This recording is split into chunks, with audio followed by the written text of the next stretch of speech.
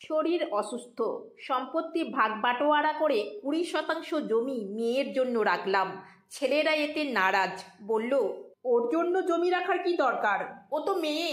বললাম, তোমরা যেমন আমার ছেলে, ও তো আমার মেয়ে, তোমাদের দেব, ওকে দেব না? বাবা, তুমি ওর বিয়েতে তো যথেষ্ট দিয়েছ, 3 লাখ টাকার মতো জিনিস দিয়েছিলাম, আর তোমাদের দিলাম তার 20 গুণ। ছেলেরা আর কিছু না বললেও মনে মনে আমার প্রতি রাগ পোষণ করলো।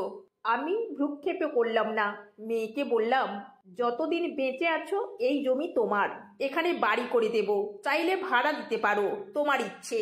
ভাড়া দিলে সেই টাকা দিয়ে তোমার হাত খরচ হয়ে যাবে, বলতে পারবে তোমারও নিজস্ব একটা বাড়ি আছে।